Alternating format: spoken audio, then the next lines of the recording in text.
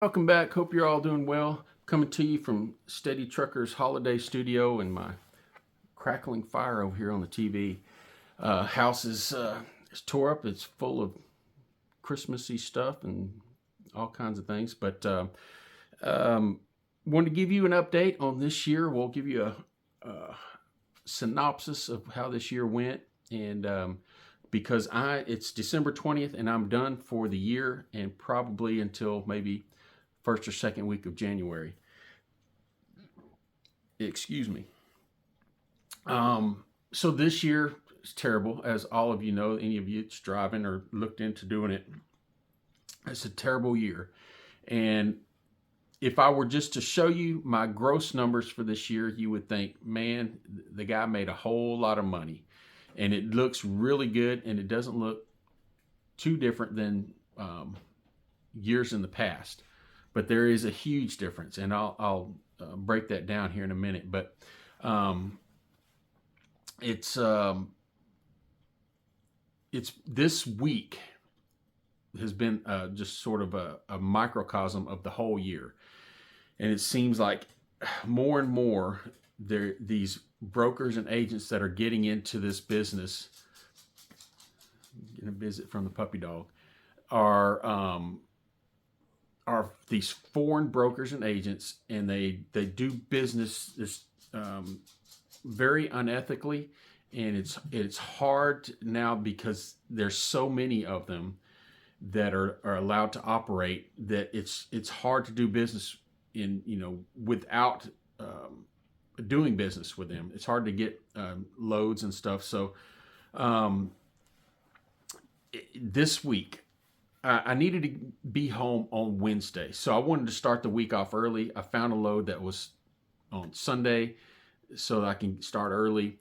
And then I found one that with zero deadhead, once I finished the load on Sunday, that I could pick up first thing Monday morning. So, and this is an example of just agents being dishonest and unethical. So Sunday went off without a hitch. I show up 7 a.m. on Monday morning to pick up this trailer. It's only going 100 miles. It's paying $500, and just a good start to the day. I could get it done, be done before 10 a.m. and find another load. I thought. I go over to get it. There's no one in the office. There was a couple of repair guys in the warehouse out there, and one of them came out. Nice enough guy, but he said, "You going to Louisiana?" I said, "Yeah." He goes, "That's that trailer in the last bay right there." He goes, "It's not ready, and when it does get ready, it's going to need to go get tags, it's going to need to get weighed, and it's going to need an inspection." And this has happened so many times this year. A lot of sitting and waiting. They expect you to sit there on your time and get paid what you negotiated to begin with. So I immediately tried to call the agent. Of course, he's not in or not answering.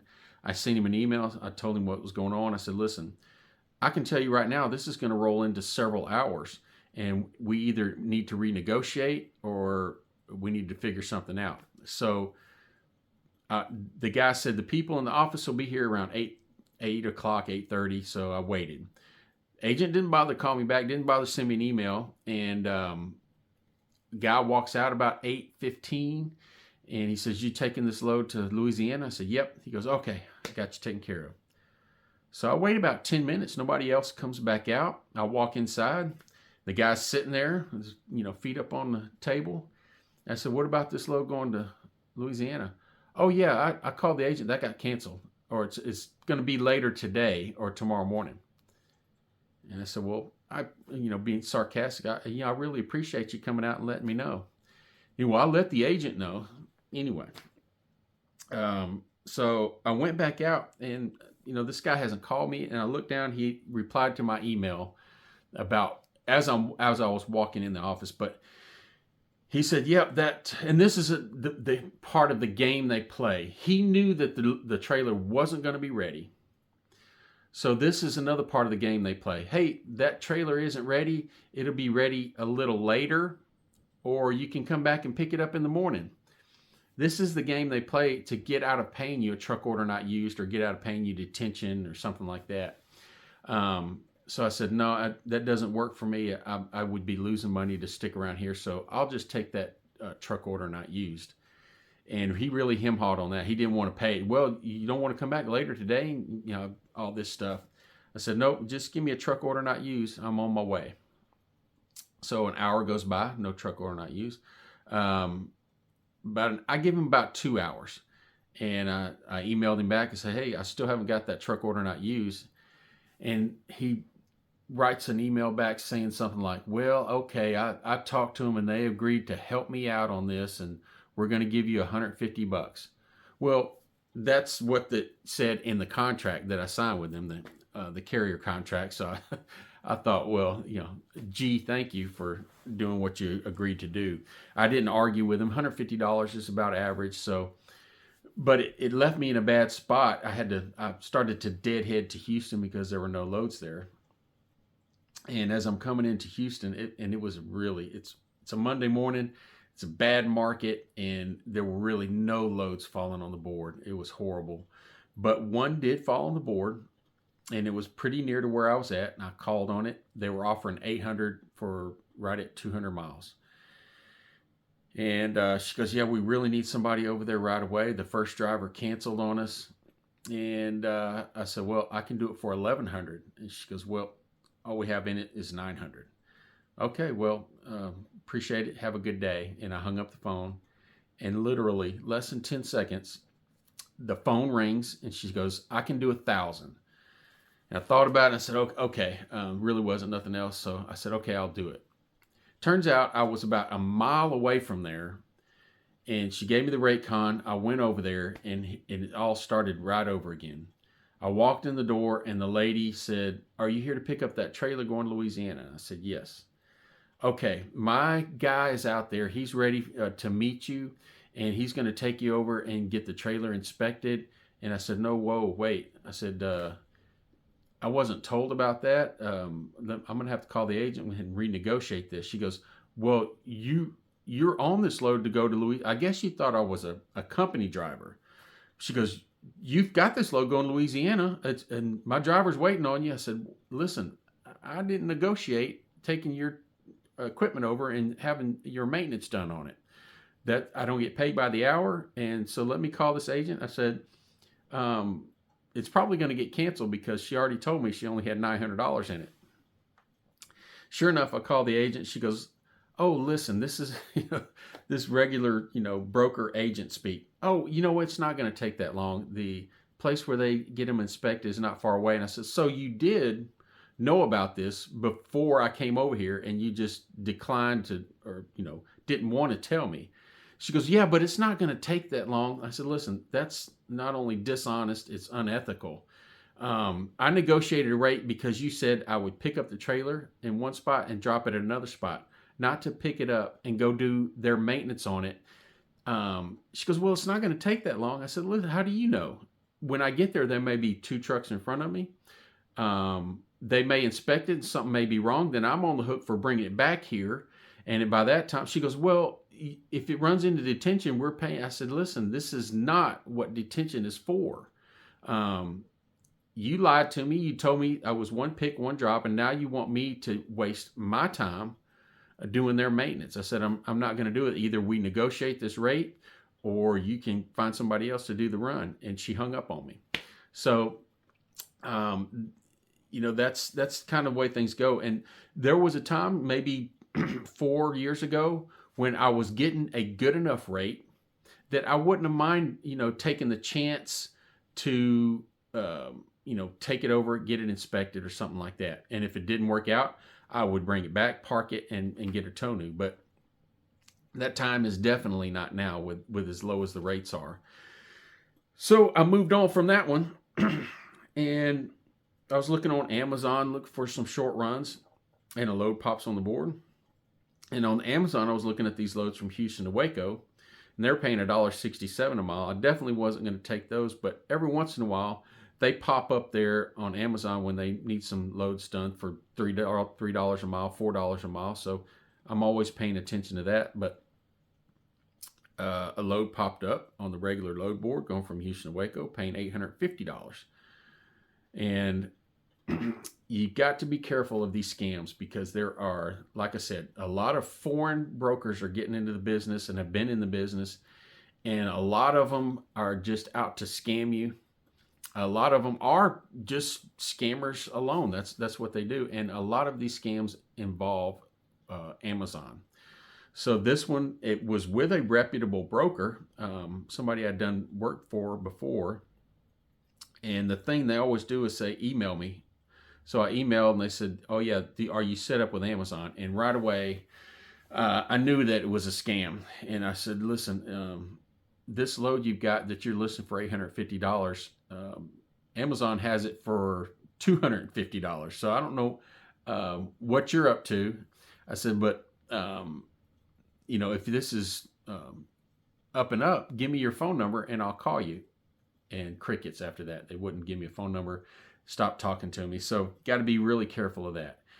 And that's just how, after about a half a day of doing that, it rolled on to about 2 o'clock, and it was just bad. So I just called it a week and came home and said, hell with it. I quit until next year. So I'm sitting at home now, and I decided to get some health things taken care of. So I've had a hernia for several years now. And over the past couple of years, it's really affected what I do and everything I do. And I've just been putting it off. And I decided, hey, let's get it taken care of. So I'm having that surgery, and I'm kind of putting that and, holidays together. And hopefully I won't be off for too terribly long. I can get back at it sometime in January. But we'll see. Hopefully we got a clean slate. We start over good in January. My fingers are crossed, but it's not looking good. And this economy is just getting worse and worse and worse, and it's kind of scary. It, like I said before, when I look at my gross numbers for this year, if I were to show you my gross numbers, you would probably, a lot of people would say, oh my God, you made a lot of money. But it in no way compares to my gross I made a couple of years ago that was probably a little bit less. And it looks like next year is going to be the same way. I've said this a couple of times, that right now we're at the point where a lot of people are going out of business, and I think we would have been in a lot better shape if they weren't handing out those government loans like candy a few years ago. If you were in trucking at that time, or you knew somebody, a lot of people, they were handing out these loans, $100,000 and $150,000 to anybody and everybody. And I had some friends take it who took the money, put it in the bank, did the good thing with it, invested or whatever. And then I know some people that went out and spent it like they were, Rockefeller. And I saw a lot of YouTubers at that time that fooled a lot of people. And it's funny, a few of them were going to auctions and making you think they had all this money in their pocket when it wasn't really their money. And I think we've reached a point where that money floated a lot of people. It got them to this point, and now there's no more money left. The truck they bought with the money is on its last leg, and they're having to make those $500 and $600 payments now for the next 30 years. And I think that we've seen it over the past month or two, people going out of business. But I think you'll see this end of this month, January and February, just thousands upon thousands of people going out of business. And I don't wish that on anybody, but that's what's going to take for the load counts to come back and the rates to come back. It's not going to happen in January and February.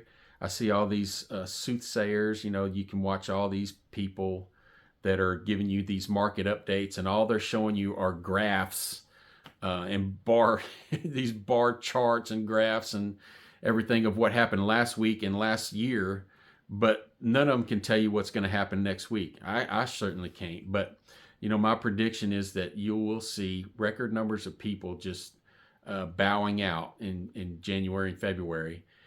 And then I think it's going to be a good spring, partly because of that. And, fingers crossed, we will see. I think January and February are going to be really bad, very bad. And we'll see how it goes. But I'll probably won't be back in the truck for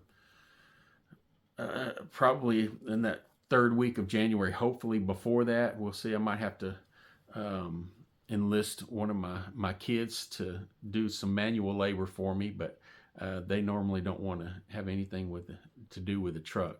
We'll see how that goes. But I hope all you guys have had a better year than I have. Oh, let me give you an example of what gross numbers mean, because I've always done this in a lot of my videos. When I give you my weekly numbers, I tell you how I got those numbers and how much it cost me. But I see a lot of guys, they want to say, oh yeah, I made $8 a mile on this load. Well, was the load 50 miles or was it 1,000 miles? It makes a huge difference. They don't want to tell you that. They just want to put that big title up there. I'm getting $7, $8 a mile. But here is an example of how this economy, these Bidenomics, I'll go ahead and say it, get a little political, are affecting people like me. So 2 years ago, at the end of the Trump era, in November of that year, I made $19,000, a little over $19,000 gross in the month of November. This year in the month of November, I made $22,000. And some people will say, oh my God, you made so much more. You did so much better. Here's the big difference. When I went back and looked at, my notes on that month compared to this month, I worked 8 days less 2 years ago than I did this November. And I was paying with my discount right at $2 a gallon for diesel fuel. I paid almost double that this month. Now in November, the fuel prices started coming down a little bit, but I was still paying, anywhere from $3.50 to $4 a gallon for that fuel. So I was literally paying, I worked 8 days more this November. I was paying double the amount in fuel. And if any of you have gone out and shopped for groceries lately, you're paying double the amount for your groceries. You're paying, I'm paying more for, here's another example. I've always done my own oil changes. And, even though oil prices are going up and up, I remember about 5-6 years ago, I actually took my truck into a TA and had them do the oil changes. I was out somewhere. And I paid $300 and something. I don't remember exactly what it was, but it was under $400. Well, a couple of months ago, I said, you know what? I'm not feeling well. I want to just get somebody to do this oil change, get it over with, because I neglected it. I like to do them pretty quick, and I neglected it. So I pulled into this lube zone specifically for trucks, and they had 5 bays. They got me right in. And when I went up to the counter, I asked the guy, I said, how much is the oil change? $850. And I said, you know what? You can have them stop right now. I said, there ain't no way an oil change should cost $850. And he goes, yeah, that's you got the good oil. I said, I get the good oil at Walmart for under $200. So why are you charging me $850? They couldn't answer. But anyway, they'd already started on the lube part. So he charged me $28 was going to charge me $28 to lube it. And I was just going to, I said, just stop right there. We're done. I'll pay for the lube and I'm out of here. And so he starts to type it in. He says, are you in our system? And I said, no. He goes, oh. So he tears up the receipt. He goes, it's just too much trouble to put you in the system. Go ahead and go. And I thought, if that's too much trouble just typing something in the computer, think what they would have done if something went wrong out here on doing an oil change on my truck. So I was really shocked at the price of an oil change. And I came home. I can order my filters off online, and I can get them for around $100. And then I could do my whole oil change and lube everything. It takes me 1 hour to do it out in my driveway for well under $400. And I use synthetic, so well under $400 I can get it done. And it just another example of the way prices have doubled in just a few years. Because of one guy we have in office, and that's all I'll say about that. But